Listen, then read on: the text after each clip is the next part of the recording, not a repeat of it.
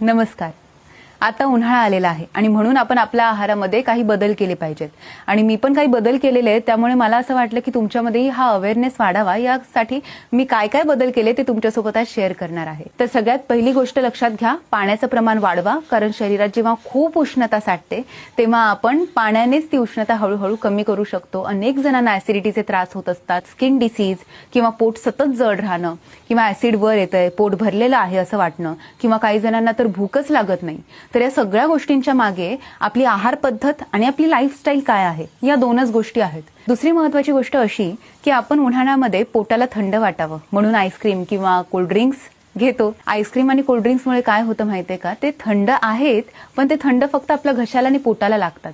पण शरीरामध्ये जे टेम्परेचर आहे त्याला मॅच करण्यासाठी आईस्क्रीम आणि कोल्ड्रिंक्स याचं टेम्परेचर आपल्या शरीराच्या टेम्परेचरच्या बरोबर आणावं लागतं आणि त्यासाठी आपल्या शरीराला हीट जनरेट करावी लागते. म्हणजे शरीरात हीट वाढली आणि त्यामुळे या थंड पदार्थांचा उपयोग शरीराला थंड करण्यासाठी होत नाही. त्यामुळे आईस्क्रीम आणि कोल्ड्रिंक्स घेण्यापेक्षा नारळ पाणी आहे, तसं कलिंगड आहे, द्राक्ष आहेत, अनेक फळं आहेत, ताक घेऊ शकता, कैरीचं पन्ह घेऊ शकता. खूप छान पदार्थ आहेत हे आणि याच्यामुळे आपल्या शरीराला त्याचा खूप उपयोग होतो. तर कैरीचं पन्ह, त्याच्यामध्ये व्हिटॅमिन सी, आयर्न, त्यानंतर आपल्याला जर भूक लागत नसेल तर डायजेशन चांगलं करण्यासाठी, कॉन्स्टिपेशन जर होत असेल सारखं सारखं उन्हाळ्यामध्ये तर ते कमी करण्यासाठी आपल्याला कैरीच्या पन्ह्याचा फार उपयोग होतो.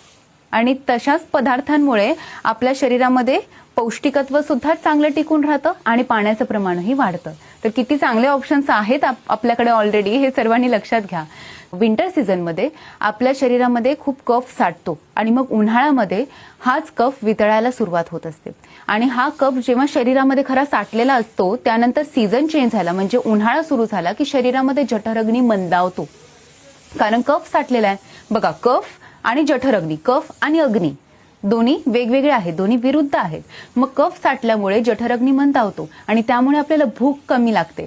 पण आपल्याला सवय कशी असते की मी जर माझ्या आहारामध्ये 3 चपात्या घेते तर मग वर्षभर माझा आहार तसाच राहणार. पण आपण शरीरामध्ये काय चेंजेस होतात याकडे बघून त्याच्यामध्ये बदल करत नाही. तर जर आपल्याला हा त्रास होत असेल की भूक लागत नाहीये, खाल्लेलं न पचत नाहीये, पोट जड वाटतंय किंवा नुकतंच जेवल्यासारखं वाटतंय 4 तास उलटून गेल्यावर सुद्धा, तर अशा वेळेस आपण आपल्याला पचायला हलकं असणारं अन्न खायला पाहिजे.